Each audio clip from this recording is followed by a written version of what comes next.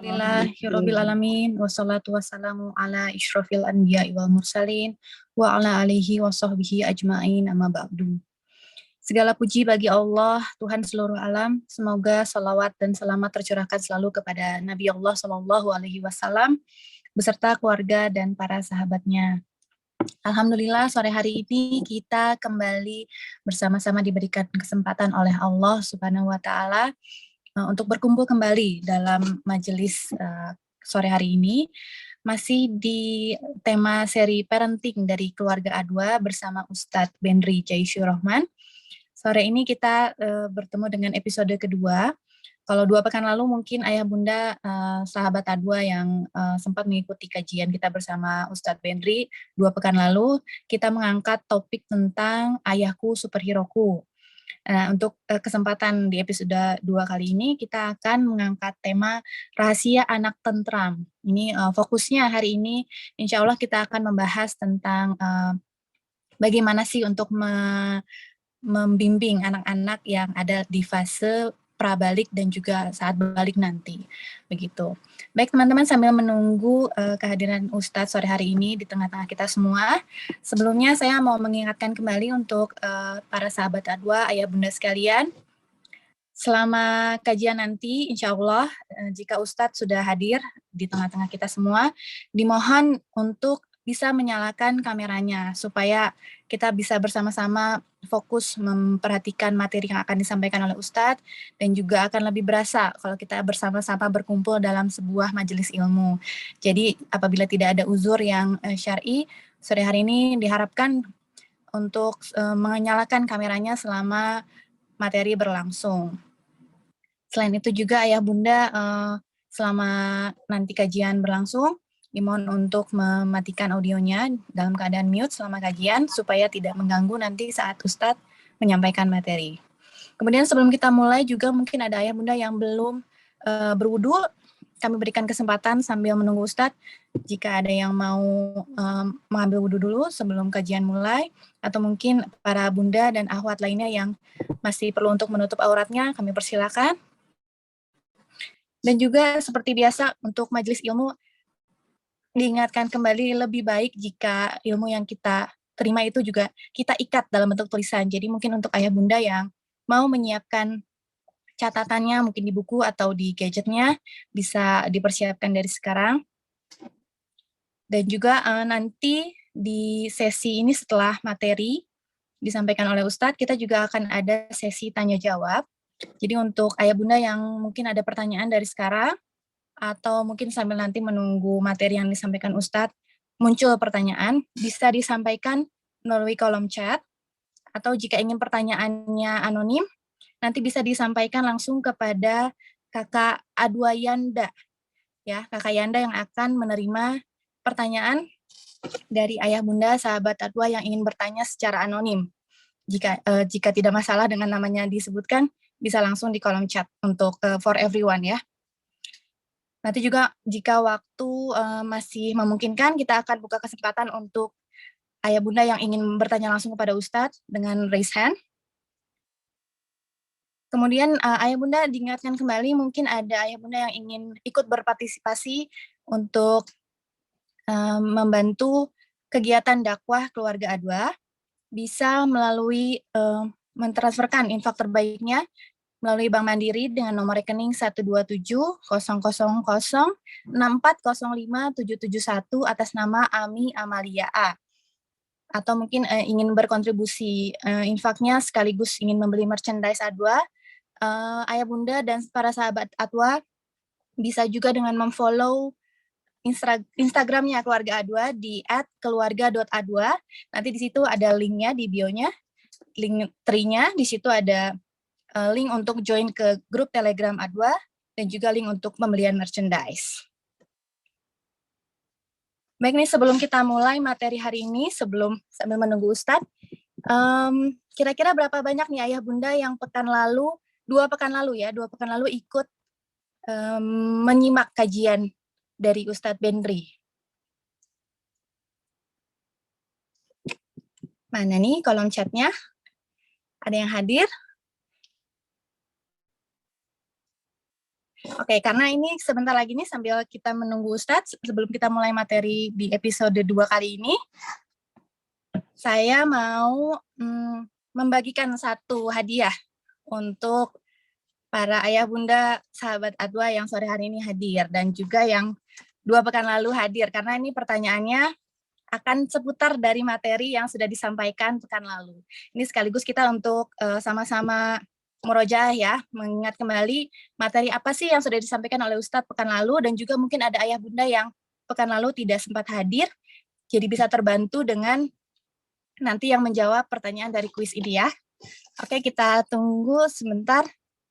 Alhamdulillah sepertinya juga ada beberapa yang sudah hadir pekan lalu, 2 pekan lalu, dan ada yang baru bergabung sore hari ini, nggak masalah ya.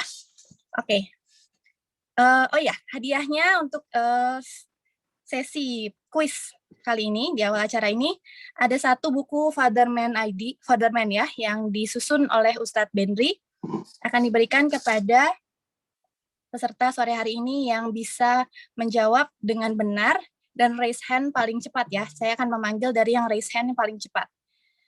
Pertanyaannya, di episode 2 pekan lalu, Ustadz Benri menyebutkan ada 5 masa krisis seorang anak. Mohon disebutkan kelimanya dan mungkin penjelasan secara singkat ya. Kita mulai sebentar. Oke, sebelum ada yang raise hand. Oke, pertanyaannya sudah jelas ya. Kita mulai raise hand dari sekarang, silakan. Yang mau menjawab silakan, sudah mulai raise hand. Ayo, pekan lalu Ustadz Benri menyampaikan 5 masa krisis seorang anak sampai dewasanya ya.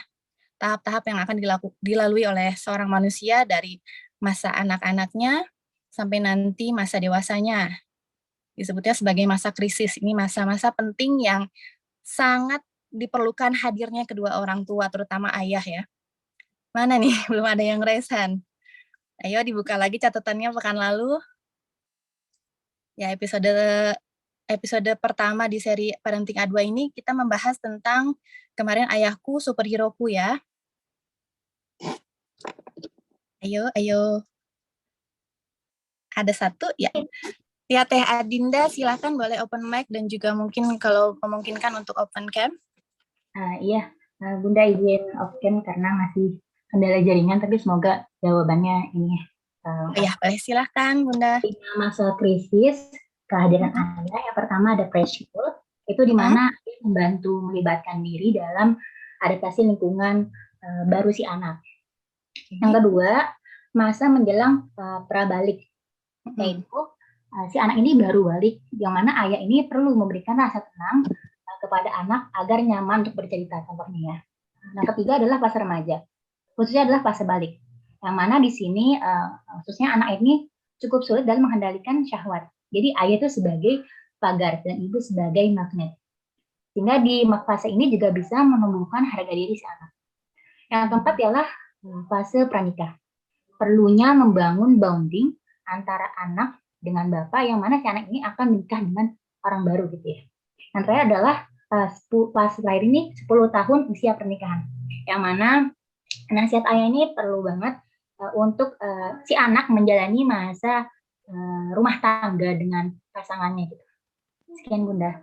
Oke, alhamdulillahirabbil alamin. Nah, ini kelihatan ya sepertinya Bunda Adinda ini mencatat dengan baik pertemuan kita 2 pekan lalu. Alhamdulillah.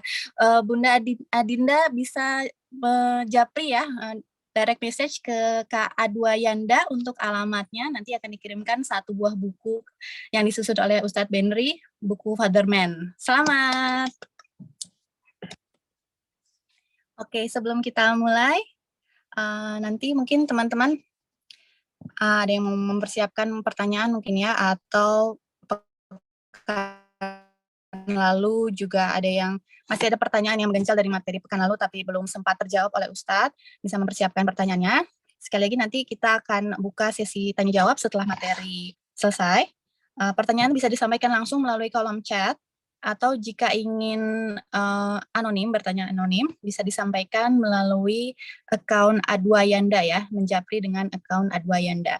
Itu tadi ya, Teh Yanda yang barusan kirim chat. Untuk Bunda Adinda bisa mengirimkan alamatnya ya ke Teh Yanda.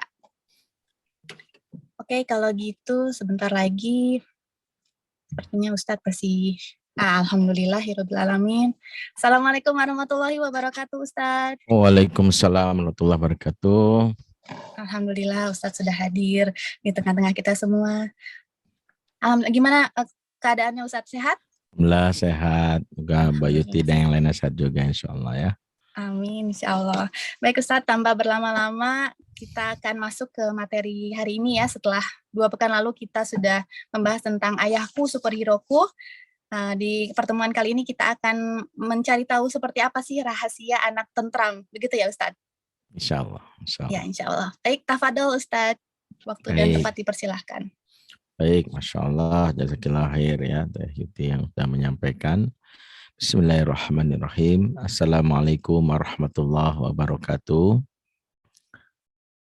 Innal hamdalillah nahmaduhu wa nasta'inuhu wa nastaghfiruh wa na'udzubillahi min syururi anfusina wa sayyiati a'malina. Man yahdihillahu fala mudhillalah wa may yudlil fala hadiyalah. Asyhadu an la ilaha illallah wahdahu la syarikalah wa asyhadu anna Muhammadan abduhu wa rasuluhu alladzi la nabiyya ba'dah. Wala haula wala quwata illa billahi wa ba'd.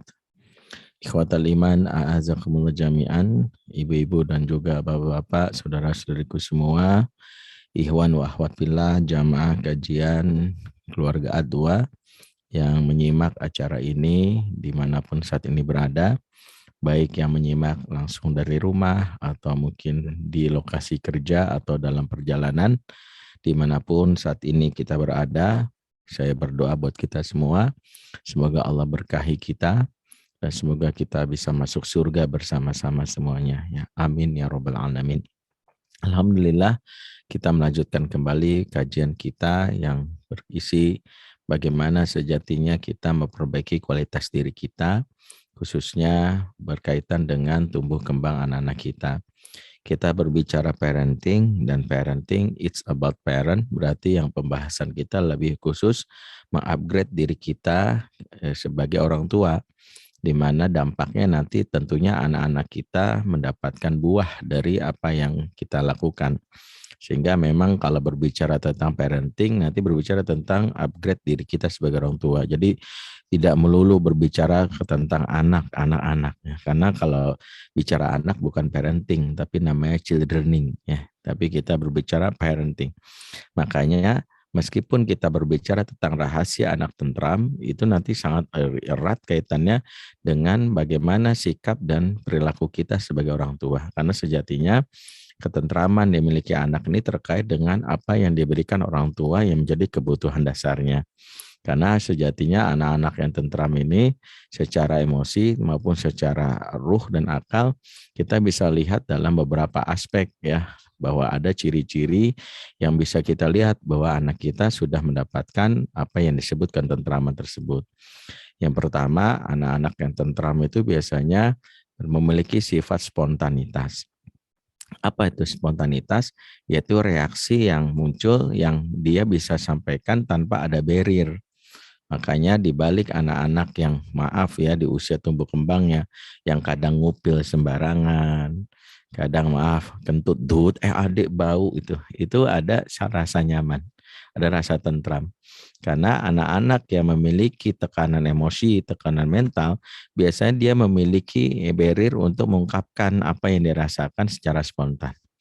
Ya sama lah seperti kita misalnya sebagai suami istri yang memiliki barrier, pasti kita juga bersikapnya sedikit kaku dan sedikit menahan diri. Itulah mengapa dibalik misalnya kisah yang sering kita dengar, misalnya ketika baginda Nabi melihat ekspresi istrinya yang cemburu, sampai disebutkan Aisyah Ummul Mukminin banting piring, dibalik banting piringnya Aisyah bagi orang yang memiliki sifat dengki akan menganggap Aisyah suuzon banget nih. Aisyah kurang ajar banget nih, kok begitu banget sama suaminya. Dia memandangnya dari sisi yang salah. Kalau kita memandang dari sisi yang lain bahwa betapa Aisyah tentram, ya mendapatkan perlakuan baik dari suaminya sehingga dia bisa bebas mengekspresikannya. Ya kalau misalnya istri yang nggak tentram, dia nahan diri gitu ya, nahan hati, makan hati istilahnya orang tuh sampai badannya kurus kering. Kenapa? Karena untuk ngomong aja itu tertahan. Untuk bisa mengungkapkan rasa tidak suka tuh nggak bisa.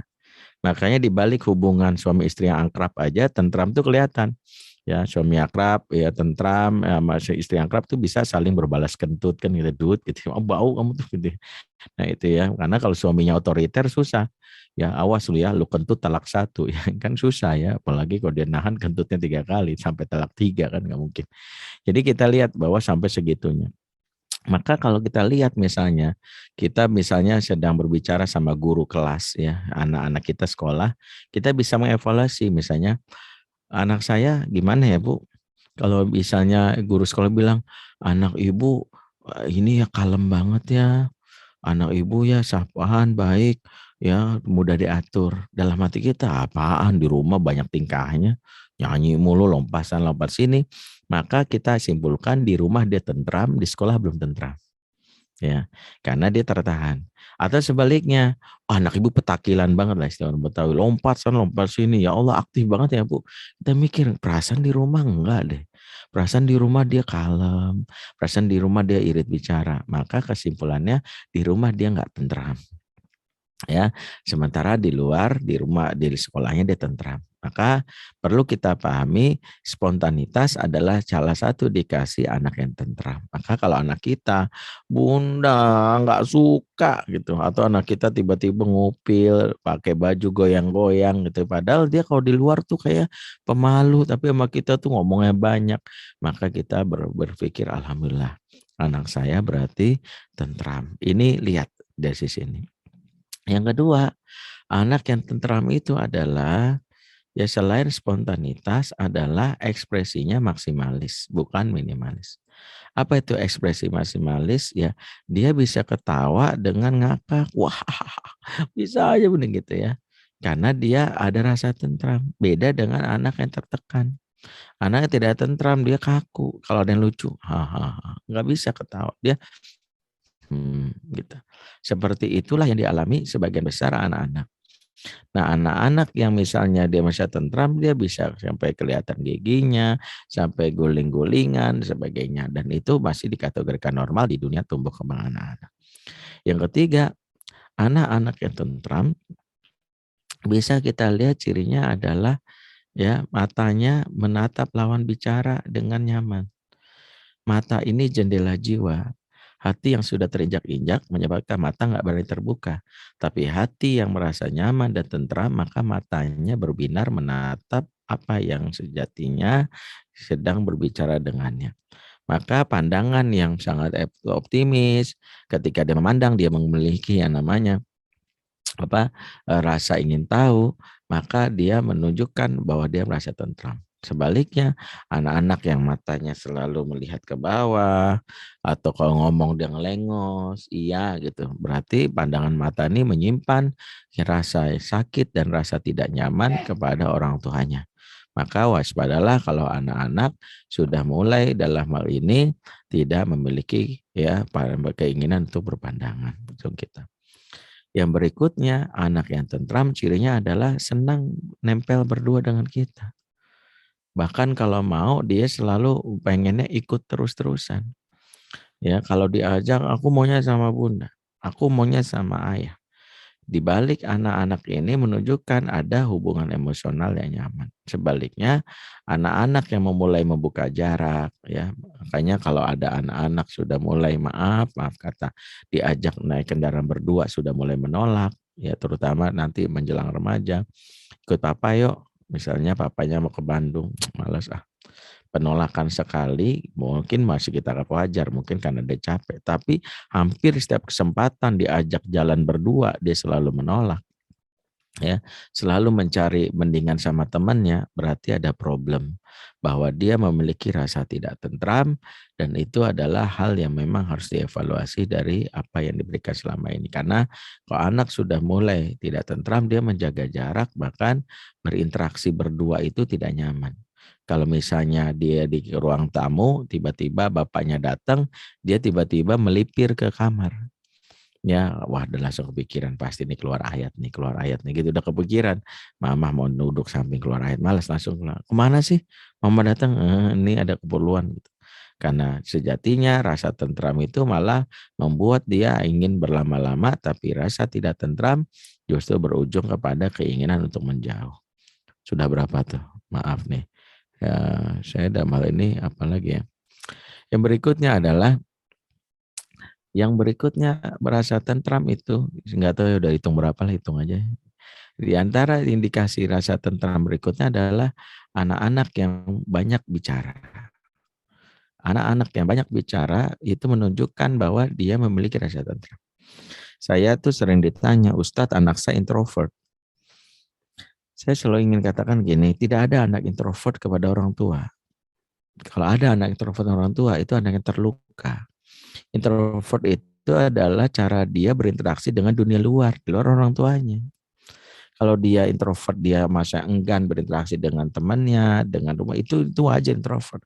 Tapi kalau introvert itu kepada orang tua, maka itu rasa tidak tentram yang bisa jadi ujung-ujungnya adalah yang berkaitan dengan yang kita kenal sebagai rasa sakit yang mungkin dia terimanya di masa kecilnya. Maka ini poin yang harusnya kita rasakan sebagai sebuah pelajaran bagaimana anak introvert itu loh adalah tidak mungkin dimiliki ketika dia tentram.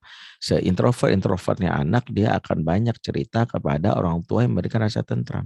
Minimal dia menjadi pribadi yang meruangkan perasaannya kepada orang tuanya. Waspadalah ketika anak lebih banyak berbicara, irit bicara patah-patah, terutama anak perempuan.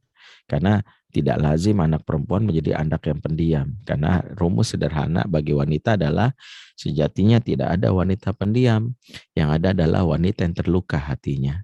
Makanya kalau wanita udah diam itu bukan lagi introvert atau dia lagi terluka. Karena wanita yang sehat justru banyak bicara, keluar 20.000 kata per hari. Itulah yang harus dipahami. Baik, lanjut.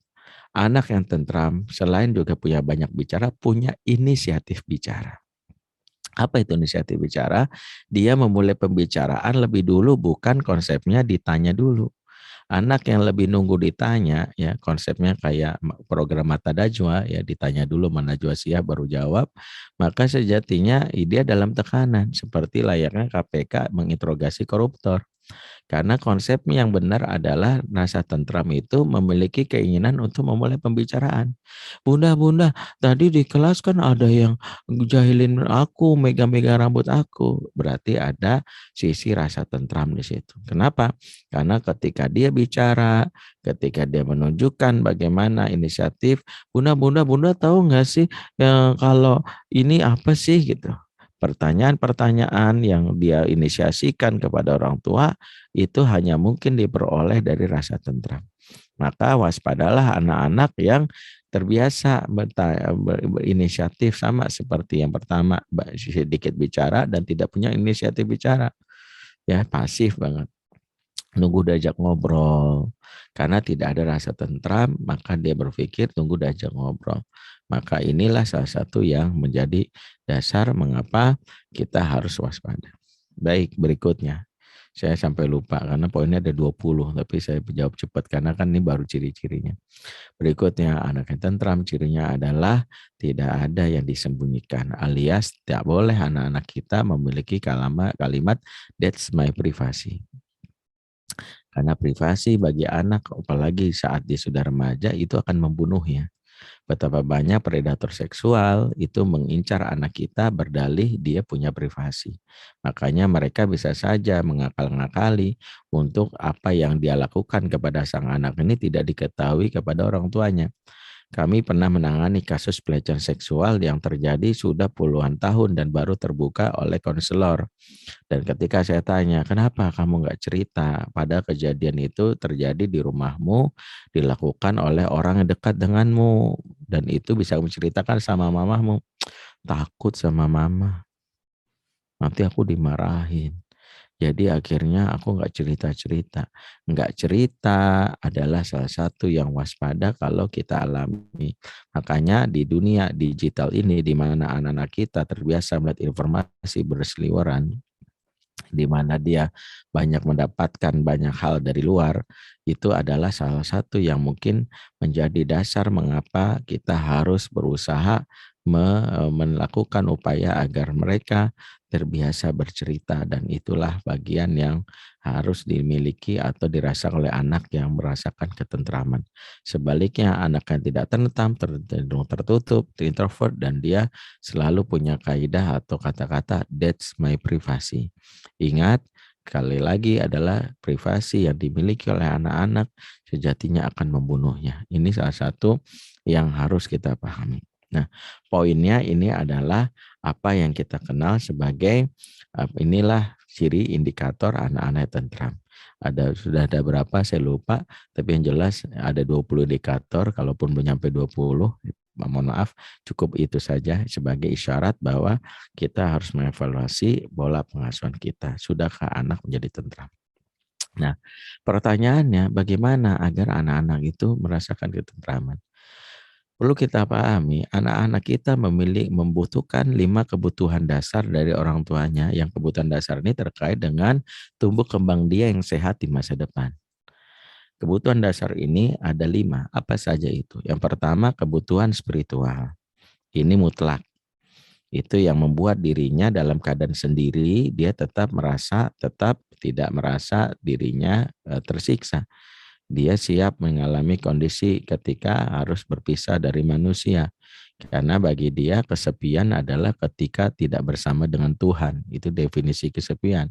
Maka sendiri bukanlah menunjukkan kesepian. Sendiri menjadi ramai ketika bersama dengan Allah. Spiritualitas yang tinggi adalah jawaban atas orang-orang yang mudah banget depresi ketika mengalami kesendirian. Maka itulah yang membuat walaupun seorang Ibrahim sendiri beriman tapi tentram hatinya. Karena dia tentram, karena dia mendapatkan asupan spiritual. Bayangkan seorang Ibrahim itu disebutkan dalam Al-Quran ketika Ibnu Katsir menafsirkan surat An-Nisa ayat 124 atau 15, wattakhadallahu Ibrahim khalila, dan Allah menjadikan Ibrahim sebagai kekasihnya. Di mana makna khalil ini adalah kekasih yang terikat oleh Allah, ya. Artinya tidak ada lagi makhluk Allah di masa itu yang beriman kecuali Ibrahim. Sebelum Ibrahim berdakwah ya melawan Namrud, Ibrahim adalah hamba Allah satu-satunya di muka bumi yang beriman sebelum beliau menikah. Artinya sendiri beriman, memperjuangkan kebenaran, tapi Ibrahim tidak merasa dirinya itu sendiri atau kesepian. Maka Allah menemaninya, menjadi ngangkatnya sebagai kekasih Allah, sebagai Khalilullah atau Khalilur Rahman. Maka salah satu poin kebutuhan anak yang membuat dirinya bisa dalam hal ini di masa depan, bahwa ketika orang tuanya mungkin ya tidak membersama dia, maka dia tetap merasakan di hidupnya merasa tentram, karena kemungkinan terburuk hidup itu adalah ketika orang lain tidak membersamai kita. Itu harus dipersiapkan.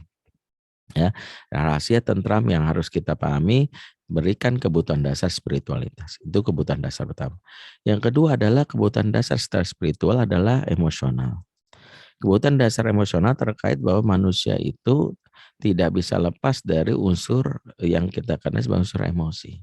Bahwa ada unsur perasaan yang terkait dengan jiwa kemanusiaan. Maka di antara yang diajarkan dalam Islam bagaimana anak-anak di umur tumbuh kembangnya merasa dicintai. Ya, karena ketika anak-anak tidak merasa dicintai, maka ini akan mempengaruhi pribadi dia di masa depan. Kebutuhan dasar emosi ini itu adalah sesuatu yang kalau tidak dipenuhi, kita akan kenal namanya bukan sekedar utang pengasuhan, tapi luka pengasuhan. Karena emosi ini nanti terkait dengan jiwa yang terluka. Emosi yang tidak terpenuhi menjadi luka. Makanya anak-anak yang tidak kenyang emosinya dipenuhi akibat orang tua yang mungkin tidak mengucapkan bahasa cinta dengan baik di umur-umur awal, tidak memberikan sentuhan, pelayanan, kasih sayang, maka dia tumbuh menjadi pribadi yang boleh dibilang haus cinta dan kasih sayang. Terutama ketika dia tidak mendapatkan apa yang disebut sentuhan sebagai bagian dari bahasa cinta yang dibutuhkan anak-anak secara umum. Karena anak-anak di umur 0-7 itu bahasa cinta yang dibutuhkan itu sentuhan dan pelukan. Ketika dia tidak dapat, jiwanya menjadi gelisah, karena jiwa yang tenang itu bermula dari kulit yang merasa kenyamanan. Disebutkan dalam surat Az-Zumar ayat 23, "Tsumma talinu juluduhum wa qulubuhum ila dzikrillah." Kemudian tenanglah kulit dan perasaan mereka dalam rangka mengingat Allah. Disebutnya kulit pertama kali sebelum perasaan adalah isyarat bahwa kulit adalah pintu gerbang sebelum perasaan itu tenang. Maka kulit yang jarang disentuh mengakibatkan perasaan-perasaan yang bergolak. Maka kenapa anak-anak yang jarang disentuh di umur-umur awal tumbuh kembang nanti akan menjadi anak yang gelisah setelah remaja dan dewasa. Sehingga ada sindrom yang dialami sebagian anak namanya skin hunger. Skin hunger adalah gejolak ketika anak jarang mendapatkan sentuhan dan pelukan. Sehingga tatapan mata dia menjadi tatapan mata yang liar. Ya, kalau kita ngeliat dia kayak ngelihat debt collector nagih utang, wah, sangat begitu beringas. Ya, bahkan kalau di sosial media sikap dia ini dikenal juniper, ya, julid nyinyir baper. Maka anak-anak yang juniper alias julid nyinyir baper biasanya punya problem pelukan yang tidak dipenuhi di masa kecil. Karena saya sebagai konselor, makanya saya kadang senyum dan ketawa saja melihat orang-orang yang nyinyir dan baper atas sebuah postingan. Dasar Ustadz Kadrun misalnya. Misalnya kata-kata itu saya hanya sikapnya dalam hati. Ini orang jarang dipeluk. Ya, karena itulah yang kita dapatkan ketika anak-anak di masa remajanya dia mencari perhatian kepada orang lain, apalagi anak wanita. Ketika sentuhan dan pelukan tidak dapatkan dari ayahnya, dia dapatkan dari orang lain dan oknum, maka ini akan berujung kepada hal-hal yang kita tidak inginkan. Maka lagi-lagi anak-anak butuh kebutuhan dasar emosi. Saya ngomongnya singkat ya, karena nanti kita akan bahasnya mungkin per itemnya singkat, karena ini poin-poin yang sejatinya kalau kita bahas cukup panjang karena rahasia anak tentram. Saya juga bingung mau saya kasih tahu kan rahasia, kan nggak boleh tahu ya. Jadi makanya saya mau bilang udahlah hari ini saya bocorin rahasianya gitu ya. Panitia nyuruhnya rahasia, mau ngasih tahu tadi mau saya bisik-bisik aja ngasih taunya karena itu juga rahasia gitu ya. Jadi kalau ada Ustadz kok suaranya pelan, ini namanya juga rahasia gitu. Jadi pelan-pelan aja ngomongnya gitu ya. Nah, poin itu yang pertama. Yang kedua adalah kebutuhan anak setelah spiritual emosional. Yang ketiga, kebutuhan anak yang wajib penuh adalah kebutuhan akal. Anak butuh kebutuhan akal atau intelektual, maaf. Setelah spiritual, emosional, budaya intelektual. Kenapa? Karena hal yang akan membuat anak itu ketika beranjak balik masuk dalam pusaran yang salah adalah ketika tidak mampu berpikir. Anak-anak yang ketika tidak mampu berpikir di umur-umur balik, diantaranya adalah anak-anak yang jadi follower fanatik, ikut-ikutan. Dibawa ke A, ya, dibawa ke B, ya, dibawa maksiat, ayo, diajak sholat, ayo. Yang itu kenapa bisa seperti ini? Di antara penyebab anak-anak yang mudah terombang-ambing, disebutlah istilahnya anak alay, ya. Alay itu anak melayang, lawannya alay, afi itu anak gravitasi. Yaitu kalau afi itu gravitasi, gampang ajak ke bumi, dia melangkah berdasar kehendak. Kalau follower itu alay itu melayang, gampang ditiup angin. Sebagaimana sabda Rasulullah SAW dalam hadis riwayat Tirmizi, Rasulullah mengatakan la takunu imma'ah, jangan kamu jadi generasi imma'ah. Apa itu imma'ah? Kata Rasulullah, taqulun in ahsana nasu ahsana wa in zalamu zalamna, yaitu orang-orang yang berkata kalau orang lain baik saya ikut-ikutan baik, kalau orang lain buruk, saya ikut-ikutan buruk. Jadi kalau baik, baik, kalau buruk, buruk. Ini yang menjadi masalah. Anak-anak yang akhirnya tidak bisa dalam hal ini menentukan mau jadi baik atau buruk. Yang penting apa yang terjadi masyarakat, trennya aja. Sehingga itu yang membuat anak-anak itu di bawah Bang Abi. Nah, di antara penyebab anak-anak yang mengalami seperti ini adalah anak-anak yang tidak memiliki kemampuan berpikir, apa yang disebut thinking shock. Thinking shock atau istilah ahli yang lain namanya lazy mind adalah istilah yang menunjukkan anak-anak yang tidak terstimulasi daya akal atau intelektualnya dari kecil. Biasanya anak-anak ini adalah daya itu anak-anak tidak mendapatkan pola asuh yang mengajak berpikir. Biasanya anak-anak yang seperti ini muncul dari orang tua yang lebih banyak instruktif. Makan. Kenapa sih makan? Udah dari sononya. Udah, memang manusia mau makan mati, mau makan.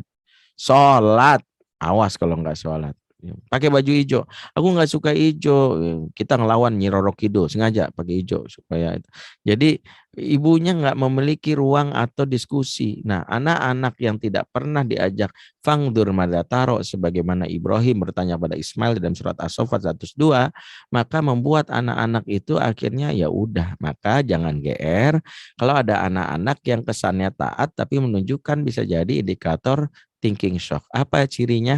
Kalau dia selalu banyak ngomong terserah. Terserah bunda. Terserah ayah. Masya Allah, anak saya mah taat Ustadz. Apa-apa terserah saya. Mungkin itu bagus kalau kita lihat dari sisi betapa dia mau diajak kepada kita. Masalahnya kalau di dunia luar. Ketika di luar-luar temen yang ngajak sholat ya gue mau ikut aja terserah. Dugem yuk, ya terserah. Ini yang kita khawatirkan. Sementara kita tahu di luar banyak sekali pilihan-pilihan. Maka kalau kita mendapati anak-anak yang banyak ngomong terserah, maka kita harus periksa. Jangan-jangan dari dulu nggak pernah saya ajak diskusi nih. Jangan-jangan nggak pernah diajak berpikir nih. Jangan-jangan selama ini kita otoriter. Jangan-jangan nih anak nanti kalau udah gede jadi anak-anak yang ikut-ikutan. Jadi gitu. Jadi poin ketiga inilah kebutuhan dasar intelektual. Makanya kebutuhan dasar mereka setelah spiritual emosional adalah nama intelektual. Dan itu nanti terkait dengan kemampuan kita ngajak berpikir. Saya tarik nafas dulu ya. Karena cepet banget. Boleh minum dulu ya. Silakan minum ya. Anggap rumah sendiri. Silakan Ustadz. Nah. Yang keempat, kebutuhan dasar anak di umur-umur awal setelah spiritual, emosional, intelektual adalah kebutuhan fisikal. Kita tidak memungkiri bahwa fisik ini bagian tubuh yang tidak bisa kita hindarkan, bahwa yang penting anak saya jiwanya sehat. Tapi kalau tubuhnya sakit pasti berpengaruh. Dalam hal ini orang tua tidak boleh lalai memperhatikan kesehatan fisik anak-anaknya. Karena itulah betapa salah satu yang dipikirkan oleh orang tua adalah bagaimana agar tumbuh kembang anak itu juga terperoleh. Makanya isu stunting yang muncul itu juga orang tua yang mungkin abai dalam urusan terkait dengan tumbuh kembang fisiknya anak. Tidak mengetahui bahwa mana makanan yang dibutuhkan, ya, mana asupan gizi yang diperoleh, itu harusnya salah satu hal yang dipengetahui oleh orang tua. Makanya isu stunting yang sekarang muncul, khususnya di sebagian besar orang tua tertumbuh kembang anaknya, itu bagian dari kacamata parenting yang melihatnya bahwa memang ada kebutuhan dasar anak secara fisikal yang harus dipenuhi. Tapi itu adalah bukan satu poin saja dari sistem pendidikan pengasuhan kita. Itu yang keempat. Yang kelima, kebutuhan dasar anak yang harus dipenuhi agar anak tentram. Yang kelima adalah kebutuhan sosial. Anak butuh yang namanya interaksi sosial. Disitulah anak diajarkan bagaimana memperkenalkan diri, introduce, bagaimana menyapa orang, say greetingnya gimana, bagaimana di Indonesia punya budaya yang disebut namanya high context, yaitu basa-basi.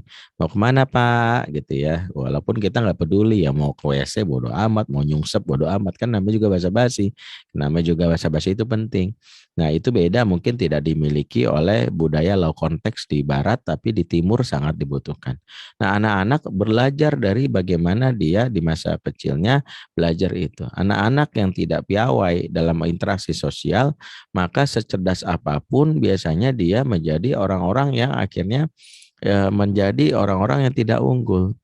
Bahkan mengalami tekanan emosi akibat ada pengaruh dari sosial yang tidak baik kepada pribadi yang juga tidak baik. Saya ingat di antara anak-anak yang frustasi, terutama anak-anak jenius ya.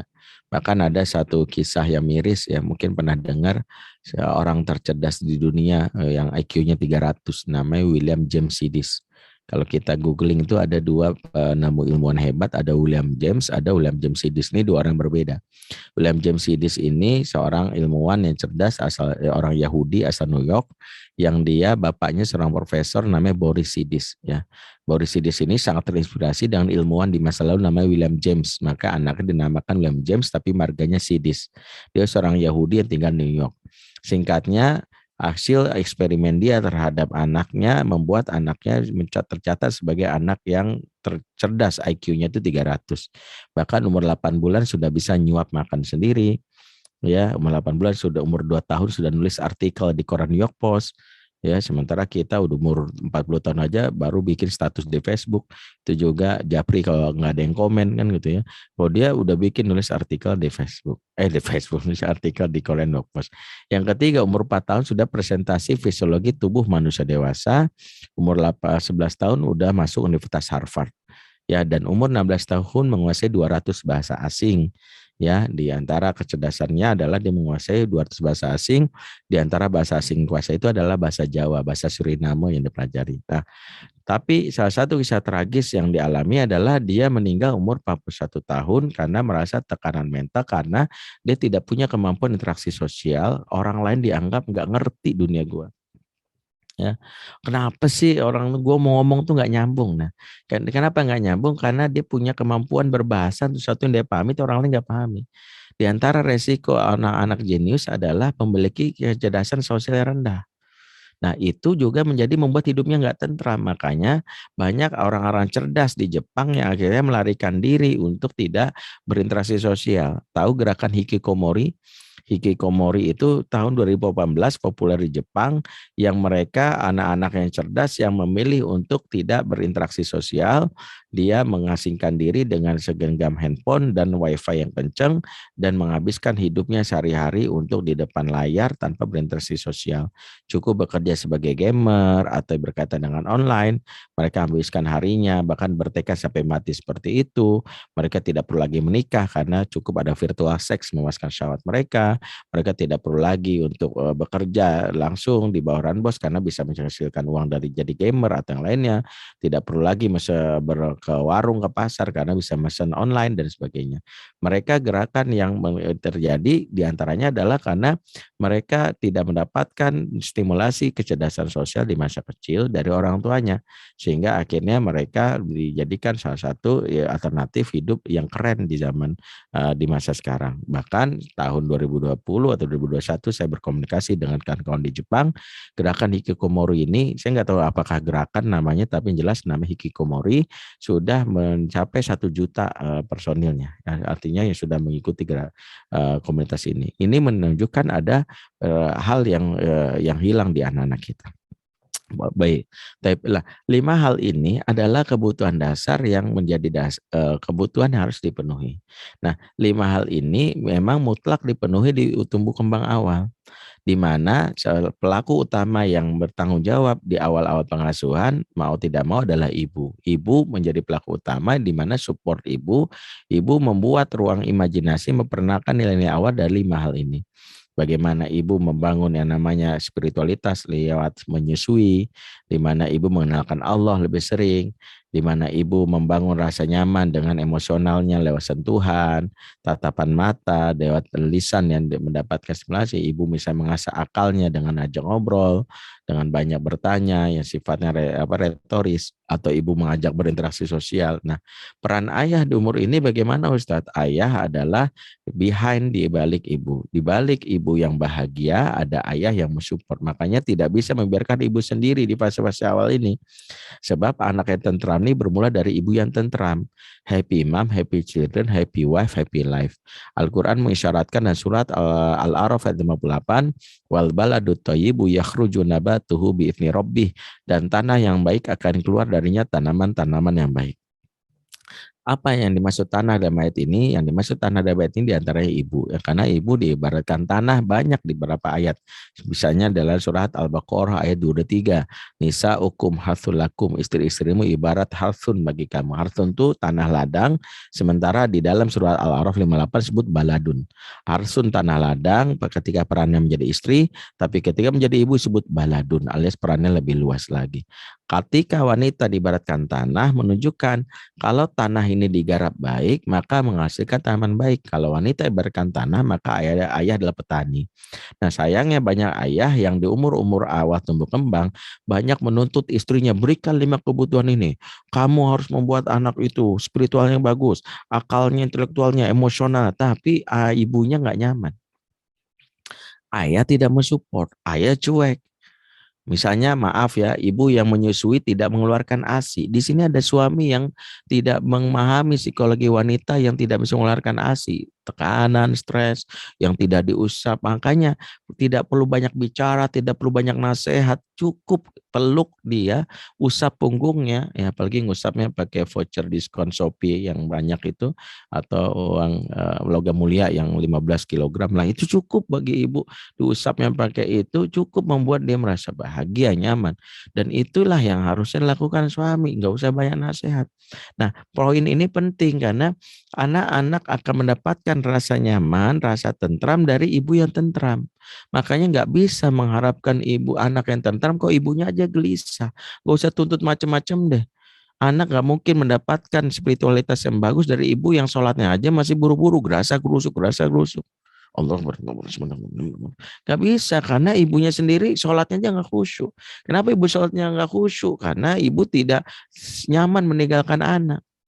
Karena suami ketika lagi sholat, suami bodoh banget malah nonton Liga Inggris, dia sambil megang remote, anak nangis mau bilang, mah itu bocah nangis, cepetan apa sholatnya? Bukan ya turun tangan membuat anak nyaman sehingga ibu merasa tentram. Poin ini penting garis bawahi dan saya yakin ibu-ibu sepakat ya. Habis ini ibu langsung, oh ini ceramah Ustadz bagus nih, potong dikit nanti langsung diviralin di Facebook. Biasa begitu, bab ini doang dipotong, yang lainnya enggak ada gitu ya.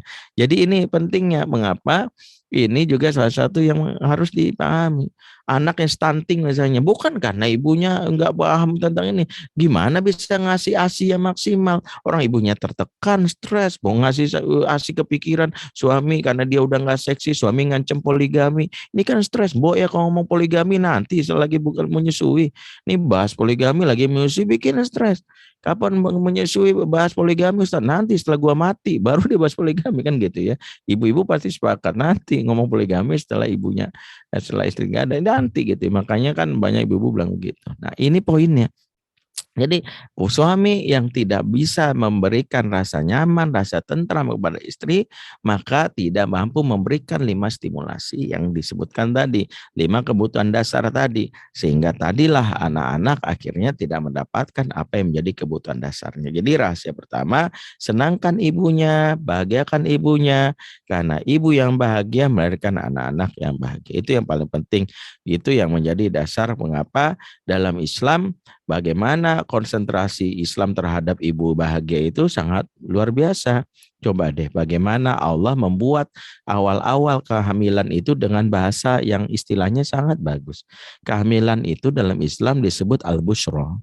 Bushra itu mana hakikatnya kabar gembira. Tapi kabar gembira dipakai oleh Allah untuk mewakili kata hamil. Contoh, ketika Allah memberitahu tentang kehamilan misalnya istrinya Zakaria. Ya Zakaria, inna nubashiruka bigulamin ismu Yahya. Wahai Zakaria, kami beri kabar gembira kepadamu dengan putra yang diberi kami nama Yahya. Kabar gembira sini maknanya adalah kehamilan. Allah ketika memberitahu kehamilan dari istrinya Ibrahim namanya Hajar, fabasyarnahu bigulamin halim, kami beri kabar gembira kepadamu dengan putra yang sabar. Kabar gembira sini artinya kehamilan. Allah juga beri kata kabar gembira kepada istrinya Sarah dengan kata-kata inna nubasyiruka bigulamin alim, kami beri kabar gembira kepadamu dengan putra yang cerdas. Lagi-lagi Allah beri kabar gembira. Kabar gembira. Kenapa? Karena kabar gembira ini memberi syarat bahwa ibu harus hamil dalam keadaan gembira. Makanya kehamilan aja sudah dimulai dengan kegembiraan. Sebab beberapa riset menyebutkan ibu yang hamil dalam keadaan stres, depresi, tertekan, maka 2 dampaknya. 1, melahirkan bayi dengan kualitas otak yang tidak sempurna. Pernah dengar bayi hidrosefalus? Bayi hidrosefalus, bayi dengan otak yang besar, kepala besar itu disinyalir di para ahli menyebabkan adalah biasanya bermula dari kehamilan yang tidak diinginkan. Biasanya terjadi atas ibu yang tidak cinta sama suami, berharap tidak hamil, sebatas menjalani pernikahan, hamil. Begitu hamil menyesal, kenapa gue dapat dari benihnya dia gitu. Dan itu menangis panjang itu mempengaruhi kondisi janin, maka disebut rentan mengalami hidrosefalus. Yang kedua, bayi yang hamil dalam keadaan ibunya emosi, stres, tekanan tinggi mempengaruhi juga bagaimana bayi ini tumbuh di saat dia nanti awal-awal dia setelah lahir, mulai dari bayi yang baper, bayi yang fragile, gampang rapuh, sensi, dan macam-macam, karena ternyata ada pengaruhnya dari kehamilan yang tidak diinginkan. Maka kenapa Islam sangat concern dalam hal ini? Maka ketika Maryam dalam keadaan sedih, ketika fitnah menderanya, dianggap Maryam ini berzina, Allah mengutus malaikat Jibril menghiburnya dengan kalimat Allah tahzani, janganlah kamu merasa sedih. Ya, sampai segitunya. Bahkan Allah menghibur Maryam dengan 3 haknya yang harus dipenuhi, dan disinilah ibu hamil wajib ya mendapatkan haknya ini. Makanya kalau di sini ada yang hamil, kasih tahu ini haknya dia. 1, kata Allah dalam surat Maryam 26, fakuli washrobi wa qori aina, maka makan dan minumlah kamu dan bersenang-senanglah kamu. Lihat tuh hak ibu hamil, makan enak, minum enak, dan bersenang-senang. Masya Allah ya, Islam tuh Masya Allah. Ibu hamil makan enak, minum enak, wajib bersenang-senang. Jadi bapak-bapak kalau tahu tentang hal ini, dia harusnya saat istrinya hamil nggak usah ngelalang-ngelang ngidam, asal ngidamnya wajar berikan. Wah, mau beli cilok tapi di depan Madinah, boleh. Beliin dah ya, dia mau beli cilok depan Madinah, tapi setahu saya depan Madinah nggak ada cilok, adanya sih gorengan itu di Grapari ya. Karena kalau di depan Madinah itu belum ada yang jual cilok, kecuali nantilah saya usulin sama orang tua tahu di sana. Tapi intinya adalah berikan selagi normal. Asal yang normal ya, asal jangan punya ngidam, nggak apa ngidam cerai sama papa ya jangan. Ngidam yang normal-normal aja, yang wajib-wajib, yang boleh, yang logis lah. Bisa ngidam punya rumah di Pondok Indah 2, boleh. Punya rumah di Bintaro 1, boleh, itu ngidam ya. Saya juga ngidam, sayangnya sampai sekarang nggak kesampaian gitu ya. Jadi itulah yang mau kita sampaikan. Boleh minum, pastinya makan nggak minum ya keselak. Makanya dalam Islam makan enak, minum enak. Jadi udah nggak usah sindir-sindir, kamu makan nonton berlebihan, OB, udah nantilah. Kalau lagi hamil tuh yang penting makan dulu karena berkaitan dengan janin. Yang kedua bersenang-senang. Kata qori aina itu sebenarnya gini, kata qori aina itu sama dengan kata qurrata ayun. Qori aina itu maknanya matanya merasa sejuk. Jadi kan gini, ada air mata yang keluar dari mata kita, itu ada 2 air mata yang sejuk tuh, air mata speechless karena bahagia. Tiba-tiba suami gitu ngasih kejutan nih buat kamu. Ya Allah, speechless. Nah, keluar air mata itu namanya qori ain. Tapi kalau yang keluar air mata hangat itu biasanya karena menahan amarah. Makanya ada air mata yang keluar. Nah, qori ain itu maknanya kebahagiaan yang tidak terwakili lewat kata-kata kecuali mata gitu ya. Artinya speechless. Nah, makanya tugas suami bikin speechless istri gitu ya. Ketika lagi istri capek di PJT, dia masak. Itulah yang membuat istri merasa nyaman. Tuh bayangkan ya, kalau kita lihat dari sisi syariat, betapa menjadi ibu itu dimuliakan banget. Nah, ini apa poinnya dengan rahasia anak tentram? Karena mulailah dari kehamilan yang tentram, kehamilan bahagia, kehamilan yang happy, itulah awal mula rahasia anak tentram. Jadi kalau ada anak tentram yang dalam hal ini ya dari sejak awal merasa bete, nangis, periksa emaknya lagi hamil, periksa emaknya lagi menyusui, gitu aja dulu. Ya, kalau emak lagi hamil menyusui dalam keadaan tertekan, stres begitu. Makanya kenapa bapak-bapak ya, sayangnya saya nggak tahu bapak-bapak dengerin nggak sih sini, ibu-ibu doang nih. Bapak-bapak harus tahu. Ya, tugasnya adalah memastikan istri bahagia. Ya, ibu-ibu, bayangkan ibu-ibu kalau tahu betapa indahnya hamil dalam Islam, insya Allah bisnis semangat hamil ya, semangat hamil gitu. Nanti protes, Pak, kenapa sih anak kita cuma 5, tambah 8 lagi boleh enggak gitu kan, seneng. Kenapa? Karena setiap kehamilan ibu selalu dapat kejutan. Hamil anak pertama dapat misalnya Honda Jazz, anak kedua dapat Odyssey, anak ketiga dapat Alphard, anak keempat bayangin anak 12 bikin showroom tuh, Masya Allah kan enak gitu ya. Jadi bayangkan ini salah satu yang harus dilakukan oleh setiap suami, bagaimana menggembirakan. Poinnya adalah di mana 0-7 kebutuhan anak lebih dominan ada dipengaruhi oleh ibunya. Makanya di umur-umur ini aktor atau pelaku utama dalam pengasuhan namanya ibu. Ibulah yang memberikan apa disebut tender love. Tapi tender love tidak bisa terberikan kalau ibu dalam keadaan yang tidak nyaman. Selepas anak lepas fase hadonah, fase hadonah itu fase di mana anak dalam asuhan ibunya. Para ahli menyebutkan hadonah itu fase pramumayyiz. pramumayyiz. Nah, setelah anak fase mumayyiz, itulah fase di mana anak sudah aktif akalnya, di mana di umur ini anak sudah pindah ke fase mumayyiz. Cirinya apa? Cirinya kata Rasulullah, idza arafa yaminahu ala shimalihi. Jika anak sudah mampu membedakan kanan dan kiri. Anak yang sudah bisa membedakan kanan dan kiri berarti sudah masuk ke fase sudah aktif akalnya, maka di umur ini wajib ayah sudah maju selangkah dibandingkan ibu. Berarti dia masuk ke tahapan kedua. Kalau Ali bin Abi Thalib menyebutkan tahapan pertama menjadikan anak seperti raja, di mana anak menjadi raja dimulai dari ibu yang diratukan, itu penting. Anaknya raja, maknya ratu, ya bapaknya berarti yang harus benar-benar menjadi dalam hal ini ya menjadi anak buah gitu ya, melayani ibunya supaya bahagia dan ada raja. Nah, setelah anak memasuki fase kedua, anak maka dalam hal ini anak sudah masuk ke fase yang ayahnya sudah maju selangkah ke depan, ibu mundur ke belakang. Kenapa? Karena fase kedua menandakan bahwa ayahlah yang harus masuk pertama kali. Karena akal yang sudah aktif membutuhkan pelaku aktif yang menstimulannya namanya ayah. Apa maksudnya?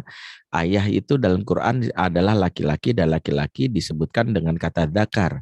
Disebutkan dalam surah Al-Hujurat ayat 13, ya ayuhan nas inna khalaqnakum min dzakar wa untha. Apa maksud dzakar? Dzakar itu dari kata dzakaru au dzikrun artinya berpikir. Laki-laki disebut makhluk berpikir atau makhluk logik. Maka anak-anak yang mendapatkan ingin menjadi aktif daya pikirnya, maka mau nggak mau distimulan sama laki-laki sebagai makhluk berpikir. Maka di umur inilah ayah mulai hadir aktif.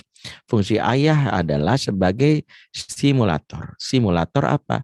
Kalau ibu 0 sampai 7 tahun lebih banyak memberikan asupan dengan cara menginternalisasi nilai-nilai yang 5 tadi, sosialnya dikasih tahu kalau bertemu orang begini ya nak, kasih sayang kasih tahu. Nah, ayah mengajarkan apa yang disebut simulator atau praktek. Maksudnya gimana? Simulator itu ayah maju untuk lebih banyak aktif. Begini loh nak, kalau nyapa tetangga, ada abang gimana bang gitu. Anak melihat. Gini loh nak, kalau kamu dalam keadaan marah tahannya begini. Gini loh nak, kalau misalnya mau belajar sehat tuh kayak ayah lari pagi. Ayah menjadi aktor utama. Itulah rahasianya mengapa setelah baginda Nabi di bawah asuhan Halimatus Sa'diyah, di mana umur-umur awal Rasul butuh si figur ibu sebagai rahasia ketenteramannya, maka setelah dia masuk ke fase mumayyiz, dikembalikanlah pola asuhnya. Disitulah walaupun beliau yatim, datanglah ayah pengasuhnya, itu adalah kakek dan berikutnya adalah pamannya. Kenapa? Karena di umur ini seorang anak butuh yang namanya role play. Dia belajar dari sosok ayah, belajar dari 5 hal tadi. Intelektualnya diasah dengan banyak diajak, ditanya. Mulailah ayah bertanya, menurut kamu bagaimana? Ya, pilih ini atau itu membuat anak terlatih berpikir. Yang kedua, dari sisi emosionalnya dilatih bagaimana dia melihat ayahnya mengendalikan amarahnya, bagaimana dia mendapatkan yang namanya cara ayahnya mau berbicara dengan keadaan tenang saat ada masalah. Kecemasan ayah juga bisa ditunjukkan dengan ekspresi wajahnya. Yang ketiga, misalnya bagaimana spiritualitas, bagaimana ayah datang ke masjid, sholat, ayah bangun tengah malam, bagaimana ayahnya baca Quran, kemudian bagaimana fisikalnya ayah sholat, kemudian juga sosialnya, semua di ayah. Jadi 0 sampai 7 adalah eranya ibu, yang disebut adalah ibu sweet and love. 7-19 adalah eranya ayah, apa yang disebut tough love. Maka pengasuhan ini kalau kita perhatikan, sejatinya orang tua berperannya di 0 sampai 15 tahun pertama saja. Setelah 15 tahun itulah di mana anak kita sudah banyak mendapatkan asahat dari luar sebagai pihak ketiga. Disitulah mereka dapat banyak bentukan yang kita asah, ibarat kata produksinya dari rumah sudah bagus, dibentuklah dari lingkungan di luar rumah. Lewat pergaulan, lewat pertemanan, apa yang disebut oleh para ahli sebagai click and crowd, itu juga diperoleh. Click artinya dia mendapatkan pertemanan cycle yang di umur 15 tahun, crowd adalah dalam hal yang lebih besar lagi. Kurang lebih seperti itu. Sekali lagi, poinnya sengaja saya singkat. Kalau ditanya kok cepat-cepat dan sebagainya, ya supaya tidak ada rahasia di antara kita. Ya, jadi sengaja saya sampaikan supaya semuanya kejawab. Kalau saya poinnya pendek-pendek, ntar nanggung. Ustadz apalagi kan? Nggak boleh rahasia disimpan sedikit ya. Semuanya dibocorin hari ini. Wallahualam bishawab. Bahkan ke Mbak Yuti, kalau ada yang tanyakan silakan. Aku luqul azab fastaghfirullahaladzim. Wassalamualaikum warahmatullahi wabarakatuh. Waalaikumsalam warahmatullahi wabarakatuh. Masya Allah Ustadz, jazakallah khair untuk materinya.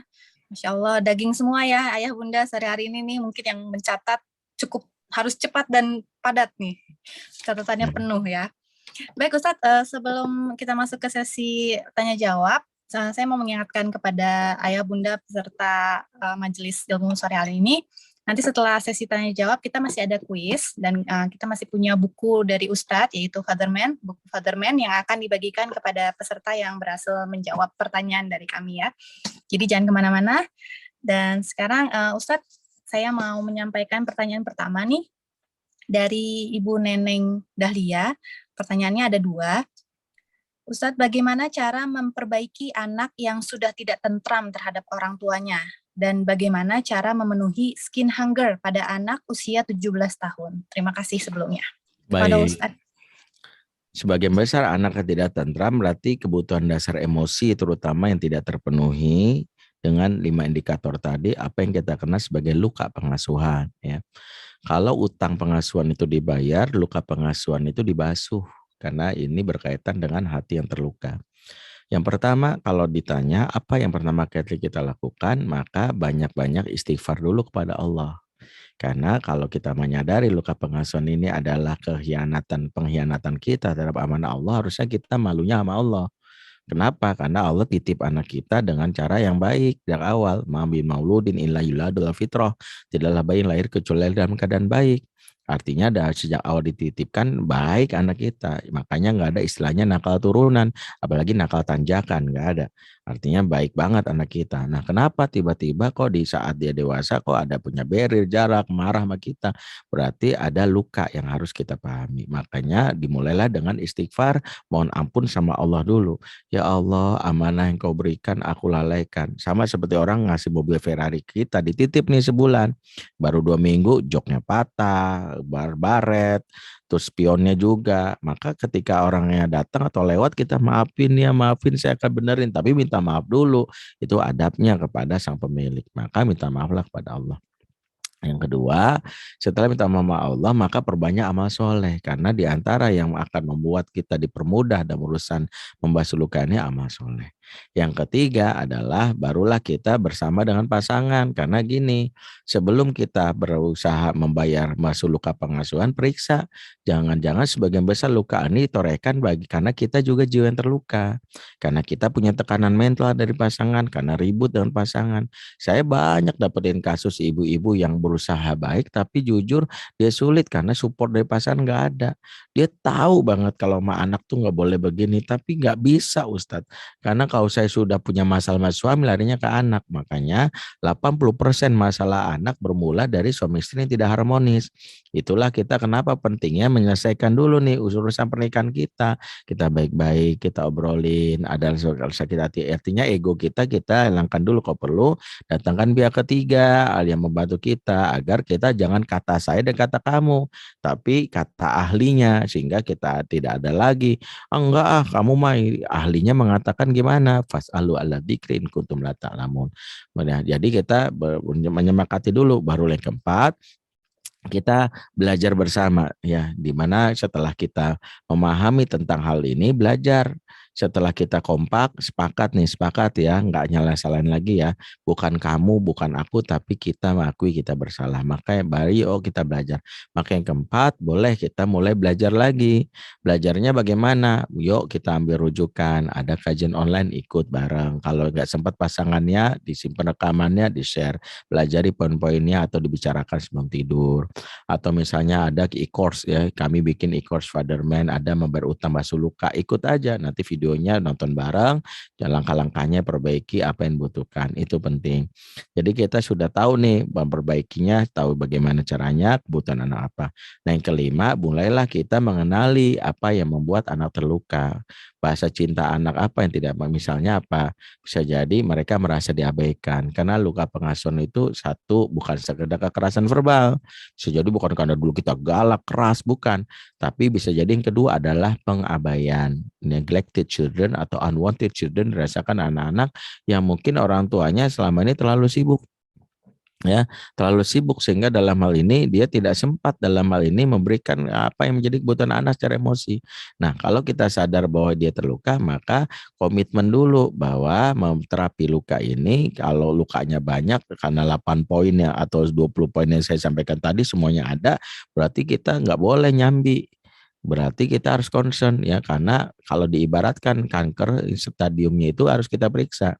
Kalau stadium 1 kanker masih bisa nyambi itu, artinya saya masih bisa nyambi. Saya punya kawan di stadium 4 semua agenda kegiatan dibatalkan. Kenapa? Udah nggak bisa lagi dia, udah stadium 4 pengobatan serius. Waktu stadium 1 dia masih bisa tuh ngisi-ngisi seminar online misalnya apa, tapi begitu stadium 4 nggak bisa.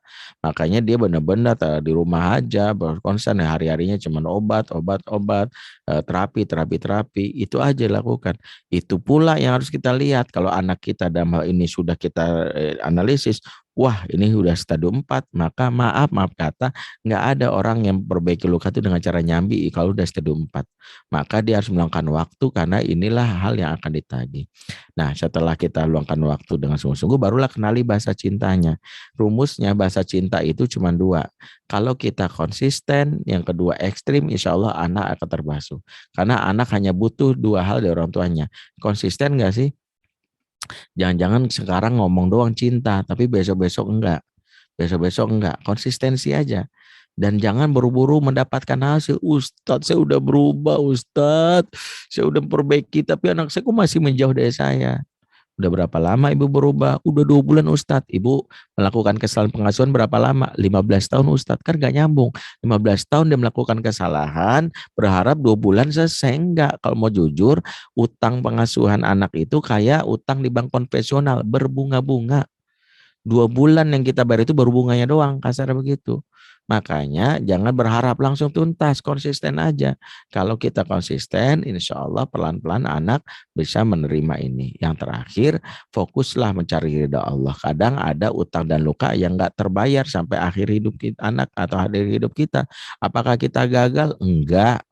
Karena bisa jadi kita dianggap sukses karena sejatinya kita berproses. Karena Allah menghitung prosesnya bukan hasilnya. Karena itu yang harusnya jadi konsentrasi kita. Proseslah yang diharapkan Allah, bukan hasil. Proses tapi ternyata kira hayat anak masih juga seperti itu, nggak ada masalah. Hidayah milik Allah bukan milik manusia. Allah alam. Baik, Ustadz, Masya Allah. Kita masuk ke pertanyaan kedua, Ustadz. Silakan. Dari Bunda Khairiah dari Palembang. Sedikit cerita, saya mempunyai keponakan perempuan, sering tantrum tiba-tiba apabila keinginan tidak terpenuhi, misalnya saat meminta sesuatu. Bagaimana meminimalisir atau menyembuhkan sikap tantrumnya, dan apakah orang dewasa juga bisa tantrum? Lalu bagaimana penyembuhannya untuk orang dewasa ya? Apakah perlu ke tenaga profesional, ataukah dan apakah tantrum ini bisa termasuk bagian dari luka pengasuhan? Iya. Demikian, Ustaz. Tantrum di anak-anak tuh normal, fase yang kita anggap bukan penyakit dan bukan diterapi, karena tantrum di umur ini cukup disikapi dengan benar. Tantrum itu ada 2, ada tantrum frustratif, dan kedua tantrum manipulatif. Kenali, apa tuh tantrum frustratif? Anak yang sedikit kosakata kosarasa sangat mungkin tantrum. Dia nggak tahu cara ngomongnya apa, makanya dia cuma bisa nangis dan teriak. Makanya meminimalisir anak-anak yang tantrum frustratif adalah banyakin kosakata dengan banyakin baca buku, banyakin dia ngobrol, dengerin kosakata. Jadi dia tahu aku nggak suka, aku nggak nyaman, itu paling penting. Sehingga orang tua kalau ingin menterapi atau membantu anak tantrum itu banyak kosakata, adek nggak nyaman ya, kenali, validasi perasaannya istilah para ahli. Ya bilang aja, adek nggak suka ya, adek kecewa ya karena bunda nggak bawa minuman ya, seperti itu. Nah itu yang paling penting harus kita pahami. Yang kedua, ya kalau tantrum frustratif ini kita salah menyikapinya, diantara kesalahan menyikapinya adalah membujuk, bernegosiasi, iya ya nanti bunda beliin, dan anak akhirnya tahu bahwa itu meredakan tantrumnya, maka tantrum ini bermetamorfosis jadi tantrum manipulatif. Apa maksudnya? Dia belajar pola. Oh kalau pengen dibeliin es krim harus guling-gulingan. Oh kalau pengen dibeliin ayam goreng harus nangis jejeritan, karena kalau enggak itu bunda nggak mau. Akhirnya besok aku mau ayam goreng. Ah, enggak dulu kan kemarin udah nggak mau guling-guling. Akhirnya ya. Akhirnya tantrum manipulatif inilah yang membuat anak mengendalikan orang tua. Resikonya ini jadi habit yang terbawa sampai dewasa. Jadi kalau ada orang dewasa yang tantrum seperti ini bisa jadi dia tantrum manipulatif, mencari perhatian agar keinginannya dikabulkan oleh orang tua. Nah, ini belum tentu luka, tapi ini bisa jadi kesalahan kita menyikapinya, diantaranya orang tua yang tidak tegas di saat awal. Maka kenali dulu tantrumnya bagaimana. Karena kalau tantrumnya karena dia ingin menguasai apa yang dia mau, seperti misalnya dia pengen dibelikan sesuatu kok nggak nonjok, kok nggak jebenturin di tembok, maka itu cara dia membuat jiwa orang tuanya iya. Nah, kebutuhan anak di saat itu adalah berani untuk tegas, S-nya hilang jadi tega. Makanya kalau udah seperti ini sikap mau nggak mau orang tua harus melatih profesional. Saya pernah nggak nanganin itu pernah. Saya pernah ada buka anak usia SMP kalau nggak salah. Bapaknya seorang guru teladan di sebuah daerah yang dikagumi karena baik banget, tapi nggak kuasa menangani anaknya yang kalau udah ngamuk minta sesuatu jadotin kepalanya ke tembok.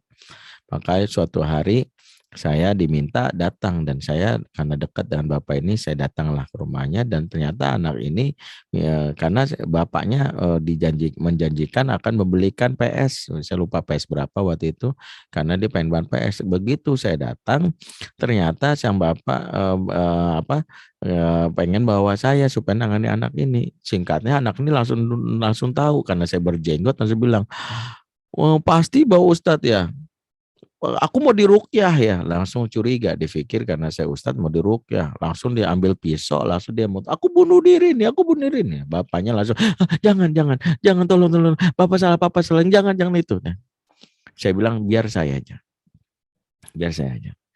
Dan ini don't try this at anywhere, cukup profesional lakukan. Karena saya tahu mengukurnya. Saya bilang gini, silakan tusuk diri kamu, tusuk silakan. Tapi saya tahu kamu nggak pengen bunuh diri karena kamu ingin dicintai, betul kan? Kamu ingin diperhatikan, kamu ingin dipahami, betul. Kalau itu kebutuhan kamu, kami berikan, kami perhatian sama kamu, kami cinta sama kamu.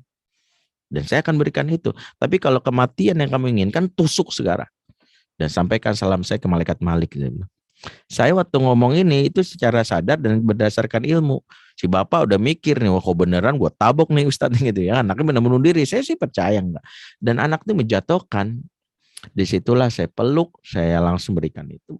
Dan disitulah sebenarnya orang tua saya bilang, jangan dikendalikan orang tua anak, karena sejatinya anak itu dia nggak tahu, nggak takut. Dia itu takut sebenarnya untuk bunuh diri. Dia tahu kok mati itu nggak enak. Tapi kitanya aja yang diombang-ambing. Nah, itu yang kadang-kadang sepahami. Makanya kalau orang dewasa mengalami tantrum ini, kenali jenis tantrumnya apa. Kalau ada karena luka, sebutkan lukanya. Tapi belum tentu karena luka. Bisa jadi karena pola perilaku yang tidak dikenalkan di masa kecil. Ya, wallahualam bishawab. Baik, Ustaz. Terima kasih. Pertanyaan berikutnya. Ini bagaimana caranya mendidik memperbaiki anak yang sudah sensitif, baperan, dan rapuh, karena selama kehamilan kita sering baper, nangis, dan juga sensitif. Adakah cara untuk memperbaikinya? Ya, jangan memperbaiki anak, karena kita nggak perbaiki diri dulu. Makanya kita parenting. Karena lagi-lagi anak tuh cermin. Saya kasih ilustrasi gini, ibu lagi bercermin, tiba-tiba ibu coreng, ininya hitam cemong. Yang ibu lakukan, ibu gosok-gosok cerminnya, apa ibu benerin diri? Kalau ibu gosok-gosok cermin yang gitu terus, ya ini gimana sih cermin gitu ya? Maaf nih, agak-agak sensitif. Ibu lagi ngaca, tiba-tiba kok perutnya megar ya, lebar ya gitu ya. Ibu mau gosok-gosok cermin sama ibu banting tuh. Nih cermin ngaco nih, masa badan gue jadi kelihatan lebar.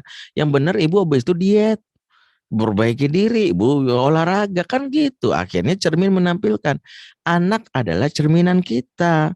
Jadi baper dan sebagainya begini, jadilah kita perbaiki. Bukan, perbaiki diri, periksa. Semua yang terjadi sama anak itu adalah copy paste dari apa yang diperoleh orang tuanya. Ada faktor lain nggak? Ada, tapi lebih dominan orang tuanya. Makanya jangan fokus gimana cara memperbaiki anak terlanjur baper. Emaknya baper nggak?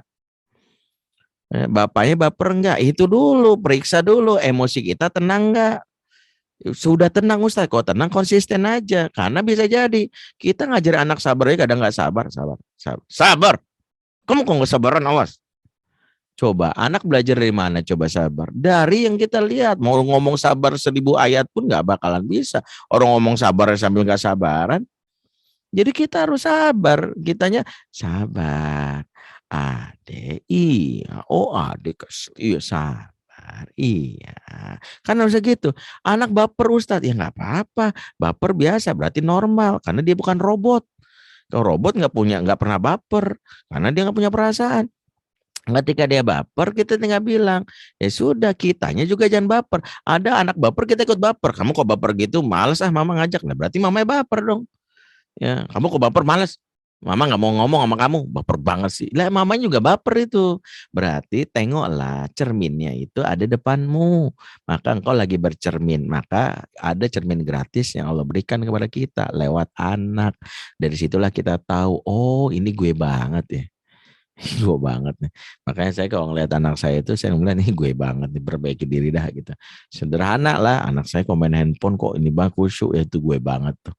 Kalau main handphone kadang-kadang susah, berarti saya harus perbaiki. Seperti itu. Pernah suatu hari anak saya ada 5, yang ketiga perempuan. Dia itu fragile, gampang banget baper, sensitif gitu ya. Ya sampai kalau ngomong diem, gue ditanya diem, ngambek gitu.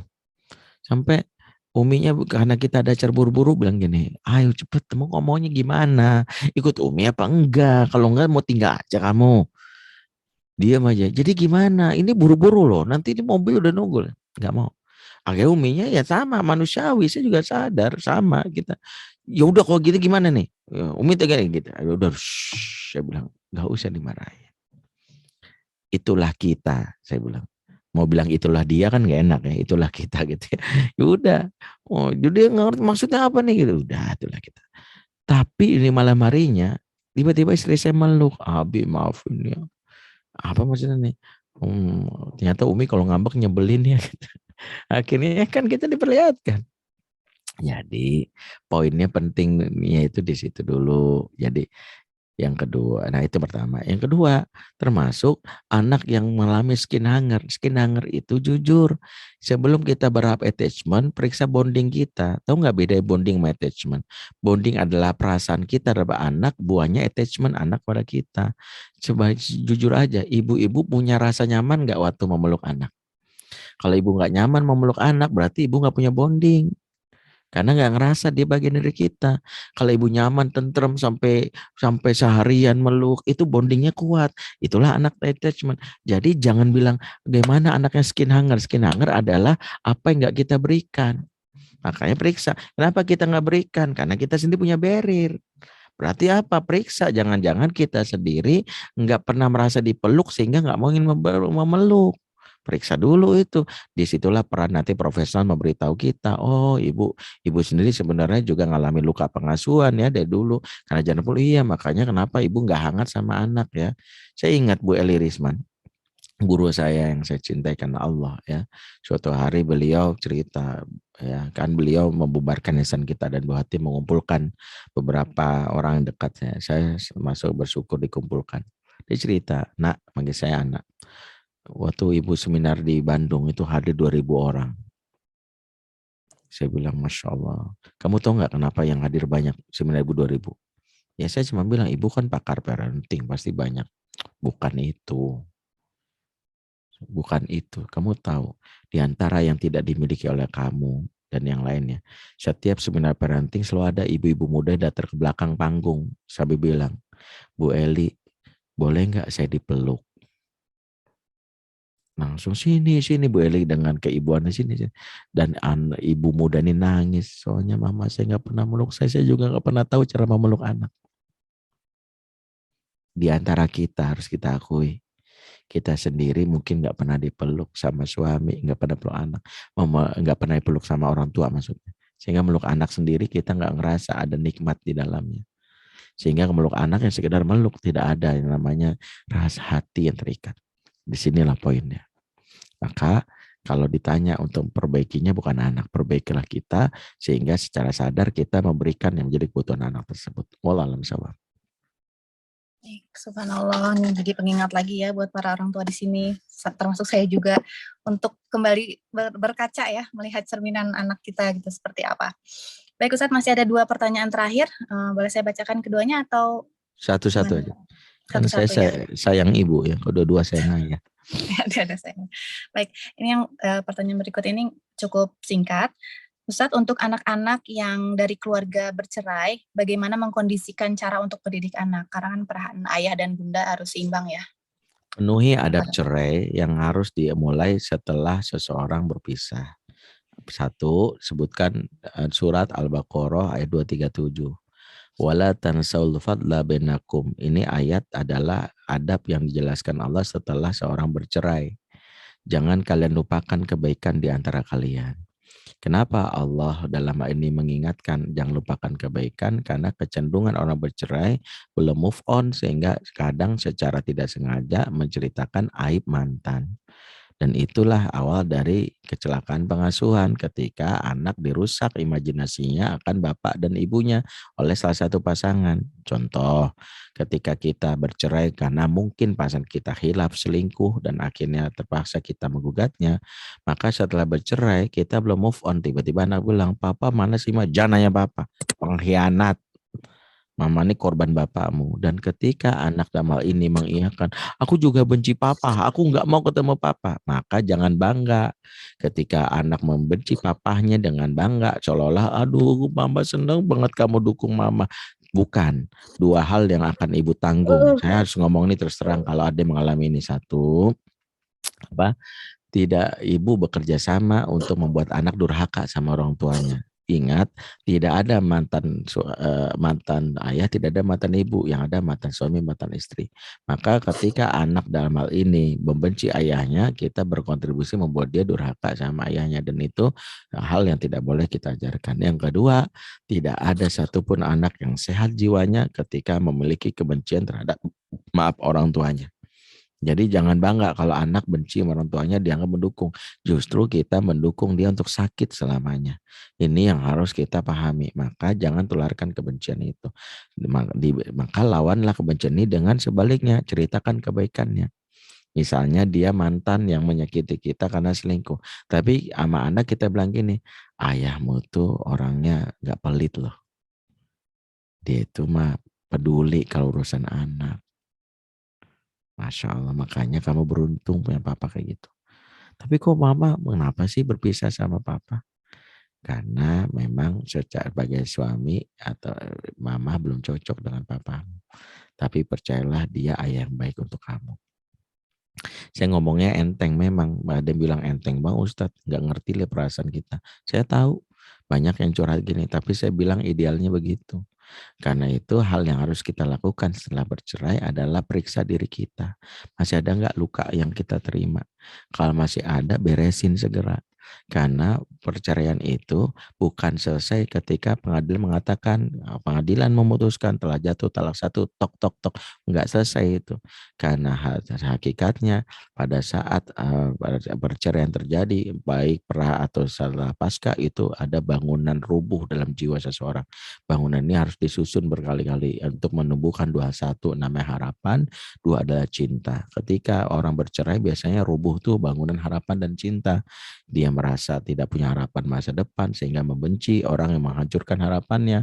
Kedua, dia merasa tidak ada cinta. Emang ada orang lain mau sama saya, maka dia nggak peduli lagi sama yang lain. Itu yang harus dibangun. Itulah kenapa rescue pertama bagi orang bercerai, periksa kalau memang bercerainya baik, insya Allah tidak akan terjadi hal yang buruk. Tapi kalau bercerainya yang tadi sampai terjadi hal-hal yang buruk, segera minta bantuan konselor untuk mengelapisi agar luka-luka ini tidak sampai menggoreskan kepada jiwa anak.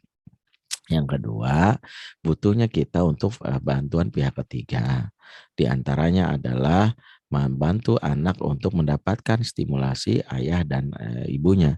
Ingat, Hakikatnya anak dan ini tanggung jawab bersama, walaupun tanggung jawab utama adalah di ayah, karena nasabnya anak kepada si ayah. Ketika pengadilan memutuskan ibu yang mengasuh karena kebutuhan dasar yang harus dipenuhi kepada anak, maka ingatkan ayah, minimal ayah berperan untuk menambal apa yang tidak diberikan oleh ibunya. Makanya sang ibu nggak boleh menahan-nahan hak anak untuk bertemu dengan ayahnya. Dan yang ketiga, kenali masing-masing walaupun bukan suami istri, nggak ada salahnya untuk sama-sama belajar tentang tumbuh kembang anak. Ya, mendidik anak laki bisa kita lihat di website kami ada e-course-nya, mendidik anak perempuan ada. Masing-masing belajar saja. Setelah itu saling misalnya ya melengkapi apa yang harus saya lakukan, kenali sebagai istri, apa yang saya lakukan sebagai seorang suami kepada mantan suami atau ayah bagi si anak. Wallahu a'lam bishawab. Baik Ustadz, ini satu pertanyaan terakhir ya Ustadz. Silakan. Ustadz, saya punya 3 anak, usia 10, 6, dan 3 tahun. Anak yang pertama dan kedua laki-laki dan yang ketiga perempuan. Anak pertama seringkali ambil uang di kantong orang tua atau di lemari, laci, dan dompet. Dulu pernah ada tetangga yang kepergok mencuri celengan anak saya yang pertama ini di rumah. Nah, saya khawatir anak kedua juga meniru. Apakah yang salah Ustadz? Mohon pencerahannya. Baik ya, memang satu anak yang dalam hal ini bersikap misalnya mengambil sesuatu mungkin harus diperiksa bagaimana rules anak untuk meminta izin kepada di luar itu salah satu yang harus kita periksa. Apakah kita umur 10 tahun ini sudah mengenalkan tentang konsep kepemilikan dan izin. Disinilah peran ayah yang mengajarkan izin. Izin dimulai dari ayah yang minta izin. Misalnya ayah yang berkata, boleh nggak ayah periksa si handphone kamu? Izin adalah bagian yang diteladani dari sosok ayah kepada anak. Itu pertama. Yang kedua adalah periksa apakah ketika anak melakukan hal ini dengan cara mengambil barang publik, ya, bisa jadi karena misalnya ada rasa yang dia ingin dapatkan perhatian dari orang tuanya.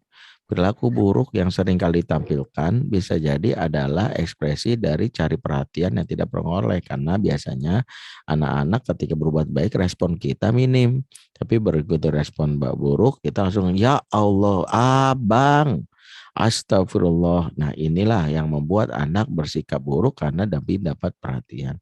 Sehingga harus kita melihatnya begini, kejadian yang membuat kita khawatir ini memang buat kita aduh kok anak saya, maka kita harus menyikapinya bukan mengabaikannya, kita nasihati, tapi salah satu yang membuat dia tidak merasa harga dirinya hancur adalah sebutkan kebaikannya setelah kita menegurnya.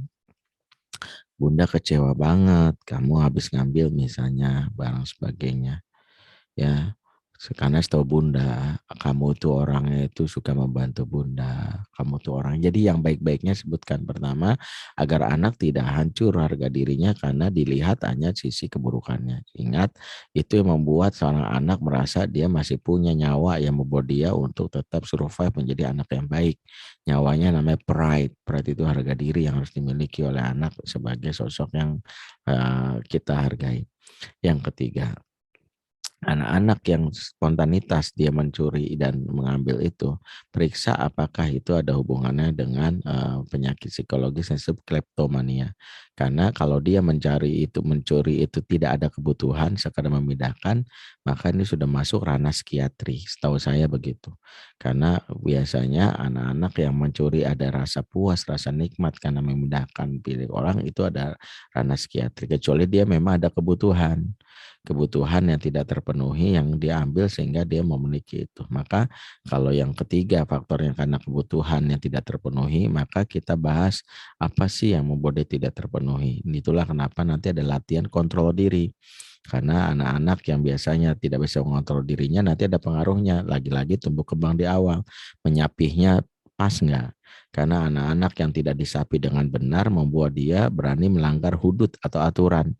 Karena menyapih itu kan cara kita memperkenalkan di awal bagaimana kebutuhan dan keinginan itu sesuatu yang berbeda. Allah larang keinginanmu tapi tidak mengharamkan kebutuhanmu. Makanya saat dia lagi menyusui kita cegah untuk menyusui karena kita ingin anak itu melatih dirinya supaya tidak minta-minta sesuatu. Jadi kita periksa. Nah, idealnya apa? Idealnya di umur ini ayahnya sudah mulai meluangkan waktu berinteraksi berdua. Cara paling mudah untuk mengenalkan nilai itu adalah mengajak anak berdua, khususnya kalau anak laki-laki, ayahnya harus sering. Ayah yang sering bersama membantu anak untuk mendapatkan nilai dengan cara tidak diceramahi, tapi melihat langsung sosok ayah yang membuat dia menjadi pribadi lebih baik karena meniru perilaku ayahnya. Ya, Allah alam shawab. Baik Ustadz, Masya Allah. Terima kasih banyak jawabannya.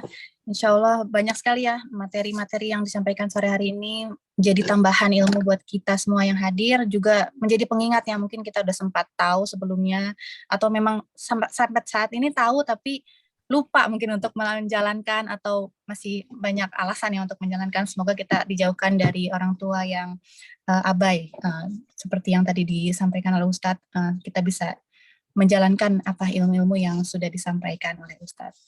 Baik, sebelum kita menutup majelis kita sore hari ini, Ustadz nanti mohon bantuannya untuk mengkonfirm jawaban. Saya akan melemparkan satu pertanyaan kuis untuk peserta. Hadiahnya dari keluarga A2 ada satu buku Fatherman. Nanti saya akan bacakan pertanyaannya, kemudian saya akan memberikan aba-abanya untuk raise hand. Jadi sebelum aba-aba dari saya, mohon jangan lu raise hand ya. Pertanyaannya gampang aja. Boleh tolong sebutkan 3 ciri-ciri anak yang tentram yang tadi sudah disebutkan oleh Ustadz. Baik, raise hand mulai dari, tolong turun dulu ya, yang udah raise hand sekarang. Yang udah raise hand sekarang, tolong ya, kita turunkan dulu sebentar. Biar fair. Lower hand dulu ya, tolong lower hand dulu semuanya. Oke, bismillahirrahmanirrahim. Sebutkan 3 ciri-ciri anak tentram ya. Raise hand dimulai dari sekarang. Ya, tadi ada yang udah raise hand duluan. Saya manggil yang persis setelah saya menyampaikan aba-aba baru raise hand. Ada atas nama Rashid, ini mungkin nama anaknya ya Bunda, Rashid 7 tahun Tangsel. Atau ini Bapak Rashid. Sepertinya fotonya Bunda. Silakan Bunda, boleh nyalakan kameranya dan juga mikrofonnya. Atas nama Rashid. Ya. 7 tahun Tangsel.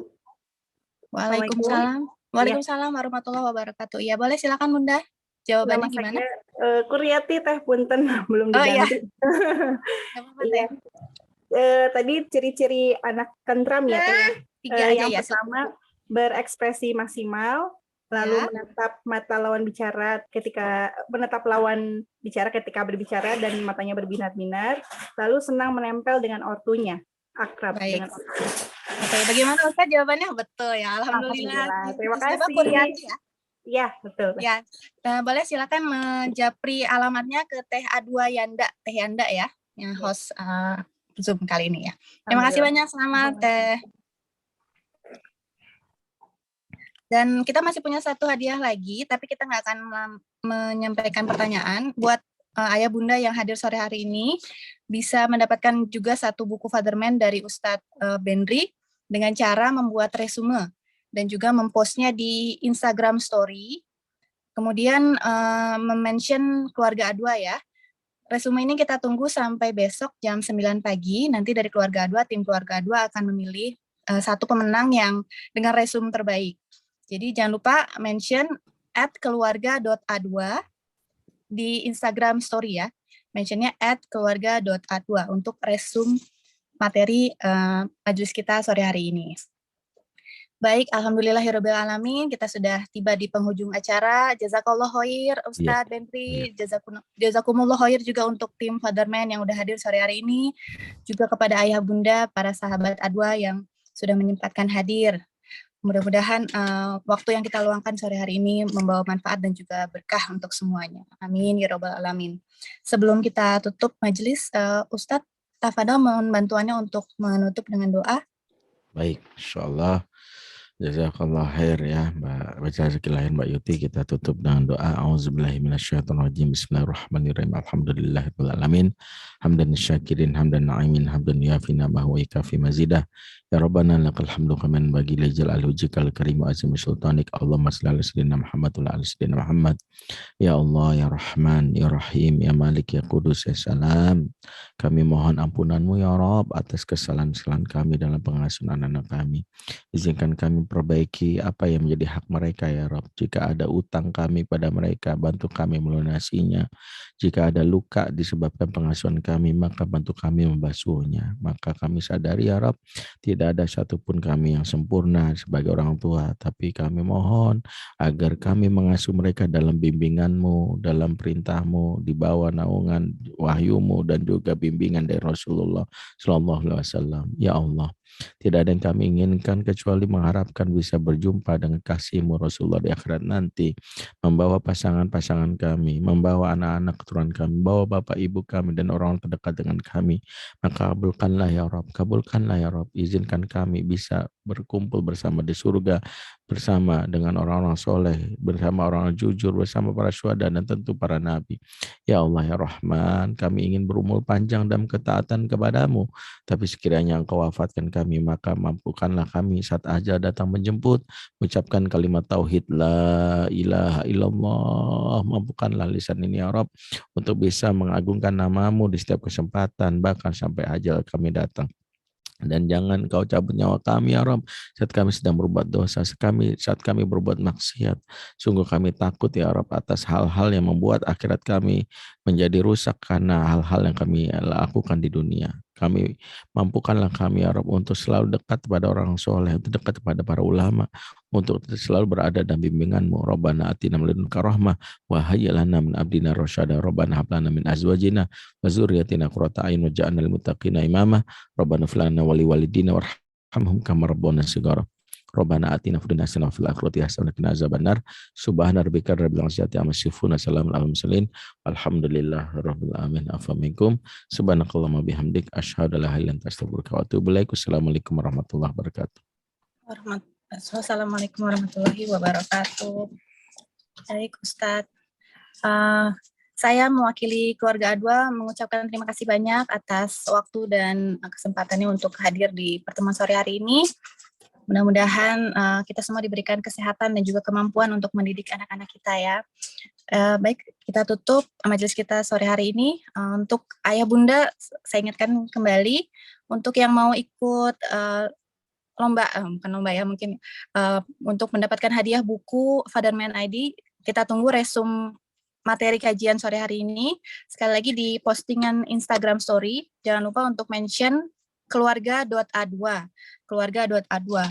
Nah, untuk ayah bunda, teman-teman sahabat A2 yang Instagramnya di private, boleh mengirimkan screenshotnya aja dan langsung kirim melalui direct message ke account keluarga A2. Baik, jazakumullah khair ayah bunda sore hari ini yang sudah menyempatkan hadir. Mudah-mudahan menjadi pahala dan berkah ya, dan kita bisa menerapkan ilmu yang sudah kita terima sore hari ini. Baik, Oke, buat teman-teman juga yang untuk mau mendapatkan materi tentang parenting lebih jauh lagi, bisa follow Instagramnya Ustadz Benri di @ajobenri atau di Instagramnya Fatherman ya di @fatherman.id. Baik, kita tutup perjumpaan kita sore hari ini. Subhanakallahumma wa bihamdika asyhadu an la ilaha illa anta astaghfiruka wa atubu ilaik. Saya mewakili keluarga A2 mengucapkan juga mohon maaf apabila ada kekurangan dalam pelaksanaan kegiatan sore hari ini. Wassalamualaikum warahmatullahi wabarakatuh.